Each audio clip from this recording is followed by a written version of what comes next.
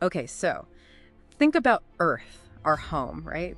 Every single thing in human history, it's all happened right here. Feels solid, permanent. But what if?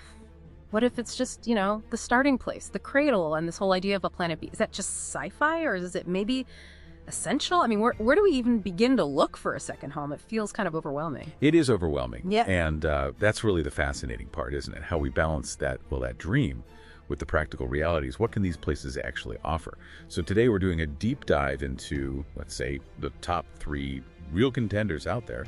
And yeah, they're not perfect paradises. Far from it. But they are worlds with immense potential. And naturally, some pretty significant challenges, too. Defines our future, maybe. All right, let's count them down. Kicking off at number 3, Kepler 452b. People call it Earth's older, bigger cousin. It's incredibly far, like 1,800 light years away. Yeah. In Cygnus. Yeah, staggering distance. It's a super-Earth discovered by the Kepler telescope, about, 60% larger than our planet. So stronger gravity, but probably manageable.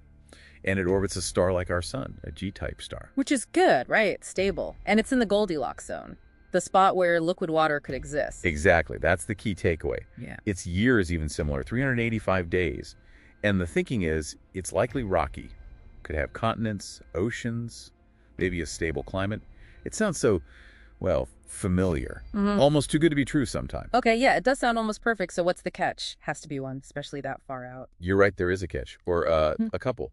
While it seems Earth-like, its star is way older than our sun, about 1.5 billion years older. That means Kepler 452b gets roughly 10% more energy. Yeah. And that could cause problems. Like what kind of problems? Too hot. Could be. Maybe a runaway greenhouse effect, Yeah. Gets baked like Venus. Or maybe because it's bigger, it holds onto its water and becomes like a super humid tropical world. We just don't know for sure. But the biggest hurdle is just getting there, isn't it? Absolutely. The distance is the real killer. With the tech we have now, you're looking at over 30 million years for the journey. Wow. Okay, so connecting this back, Kepler 450b is like the ultimate dream, that perfect twin Earth, but it really hammers home the scale, doesn't it? The sheer size of space makes you wonder if we need to look closer, maybe redefine home. And that thought process leads us perfectly to number 2. If Kepler is the distant, maybe impossible dream, then maybe our next step, a challenging one, mind you, is much nearer. Which brings us to Mars, the fixer-upper next door. Mars, okay, this feels more real. Someone born today that could actually walk on Mars in their lifetime. That's incredible, but it's rough right now. Cold, desert, thin atmosphere, mostly CO2, and lethal radiation, yeah. How do we even start there? Is it just about surviving in domes? Well, that's the thing. The potential isn't just despite its current state. It's almost because of it. The raw materials, they're still there from when Mars was warmer and wetter. It's locked up. Ice in the polar caps, frozen in the soil. It's like you could, unlock it. That's the idea behind terraforming. It's planetary engineering on a massive scale. Yeah. Building factories, maybe, pumping out greenhouse gases, or using huge orbital mirrors to melt the ice, warm the whole planet up slowly, turn it into something more livable. So for the first few centuries, maybe longer, it's habitats, underground caves, like you said, survival first. Initially, yes. Protection from radiation is key. But the big advantage is it's reachable. 6 to 9 months travel time. We've already sent robots. Right. It really makes you think about how adaptable we could be if we had to colonize somewhere else. Yeah, and it raises that big question about our technology, doesn't it? Mars isn't just about finding a place to live. It's about making a place to live, engineering a world. It's maybe our first great cosmic construction project, a huge challenge, but within our grasp. We become planetary architects. Okay, this is fascinating. Let's move to number 1, and this one, it's a bit of a curveball, right? Not even a planet. Saturn's biggest moon, Titan, which sounds bizarre. It's freezing cold, minus 179 Celsius, and it has rivers and lakes of, what, methane? Liquid methane and ethane, yeah. On the surface, it sounds like the last place you'd want to live.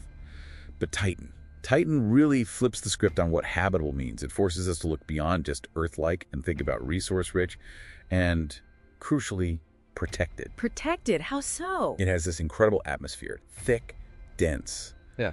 The only other place in the solar system besides Earth where you could, theoretically, stand outside without a pressure suit. Yeah. It's mostly nitrogen, like ours, and it gives you total protection from solar and cosmic radiation. That's huge. Wait, seriously, no pressure suit? Just warm clothes and an oxygen mask? Essentially, yes. Just need oxygen and something very, very warm. Imagine that. That's Mind-blowing. Okay, what else? You mentioned resources. Oh yeah, it's an energy paradise. The surface is covered in liquid hydrocarbons. Think lakes and seas of natural gas components. Estimates suggest hundreds of times the entire oil and natural gas reserves of Earth. Basically, unlimited power right there on the surface. Unlimited power and radiation shielding? Okay, I'm starting to see the appeal. But living there, what would that even look like? Habitats on ice. Probably, yeah. Habitats built on the hard water ice crust. You'd have this permanent orange haze in the sky, Saturn's rings hanging overhead, maybe even specialized boats for those methane seas. It's alien for sure. It's definitely alien. But it offers those two critical things: safety from radiation and the energy needed for a real, thriving civilization. It might actually be the most practical place for humanity's first truly self-sustaining off-world home. Not about copying Earth, but adapting to this unique, rich environment. Wow, okay. So there we have it. A quick tour of potential future homes. Kepler 452b, the distant dream. Mars, the nearby fixer-upper. And Titan, the strange, frozen, but maybe surprisingly practical paradise. Pretty mind-blowing stuff. It really is. And zooming out, these different worlds, they give humanity options. A chance to survive, maybe to explore, to carry life outwards. It really makes you wonder, doesn't it, what completely different solutions we come up with for each place. And how much our idea of home could change, could expand, way beyond just this one blue marble.